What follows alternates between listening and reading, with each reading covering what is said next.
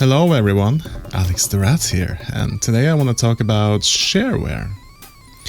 Nowadays shareware is kind of a dead concept, but in the 90s it was a very efficient way of promoting your new game and get people to buy it. Shareware is basically a game with most of the full version content stripped away, so that it gives a good impression of what the game will be like, but still enticing the player to buy the full game to get more features and content. Before the internet became widespread, shareware demos were available to download from bulletin board systems you could connect to using the phone line and a modem. But given how expensive this could be, most people share them using floppy disks or CDs. In fact, cover disks was a very common thing back then. I remember my dad was subscribed to a magazine called Hjemmepc, which literally translates to home PC. It was a general computer enthusiast magazine, and as a kid I think I read the magazine more than my dad ever did. It was a huge reason I learned so much about computers early on. Anyway, yeah, cover disks. The home PC cover disks would generally contain software and games, and I remember one particular December edition from 1997 that contained a very interesting concept for the Shareware CD, a Shareware advent calendar. Each day you would get a surprise piece of software or a game, and one of these games was in fact the game I want to talk about today, Bombs and Bugs.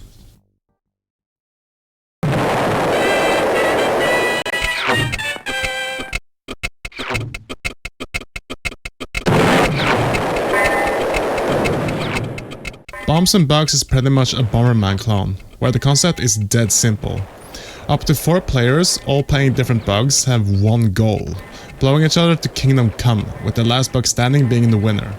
There really isn't any big story or goal to the game beyond that, but that simplicity is kind of the appeal of the game. It's just a simple little multiplayer game with just enough complexity to make it fun, but not overbearing.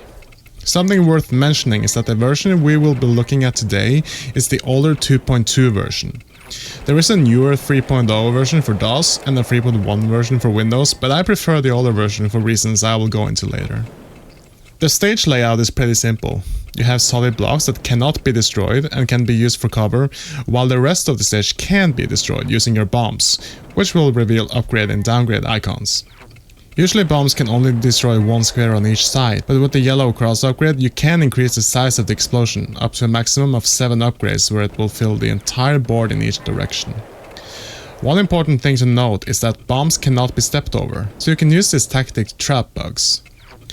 You can also decrease the cooldown for placing bombs by picking up the bomb upgrades. The clock icons will either increase or decrease the bomb timer, depending on whether they have a plus or minus symbol. The bomb timer maxes out at 9 seconds, with a minimum of 1 second. I generally find that having shorter timers might be beneficial, but it all depends on your playstyle. Of course, having bombs that instantly explode might not be a good idea either. If you do happen to get caught in an explosion though, you can get protection. The shield upgrade protects your bug from 1 explosion, and you can carry a maximum of 5 shields. You can also increase the bug's speed with the arrow icon. One icon you really need to watch out for though is the grinning face, as it removes all your upgrades. Or you can do what I did and just tell your friends to collect it and watch their horror as they lose everything. Actually, wait, I'll do that. The first 2 bugs are controlled with the keyboard, while the other 2 are controlled using joysticks. You can also set the bugs to be controlled by the computer, which can lead to some interesting results if there are no human players left. You see, the AI doesn't really have any kind of solution for preventing a state where the AI gets caught in a loop and does absolutely nothing. This is probably the reason the game has a timer that causes all remaining bugs to kill themselves when it runs out. You can play without it, but I highly recommend against that when playing with computer opponents.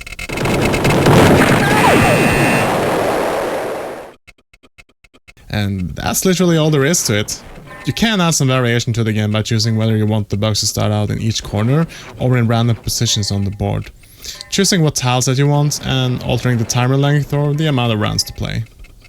Now, as I mentioned, there is a newer 3.1 version of this game that runs on Windows, so you might be wondering why I would play an older version. Well, the reason is that in the newer version, they replaced all the graphics in a different art style, and I honestly don't like it. What I liked about the old style was that everything was easy to make out, the bombs stand out more, and it looks more clear when they're about to explode. And generally the old graphics look more colorful. There's nothing wrong about the new art style, and there's probably a lot of nostalgia involved for me since I grew up with the older version, but I just think it looks better.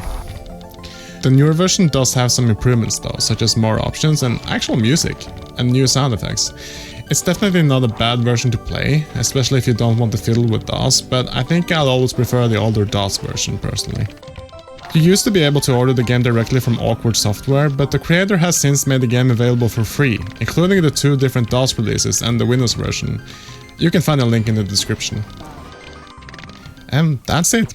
Let me know what you think about the game in the comments, and I'll see you later. Take care.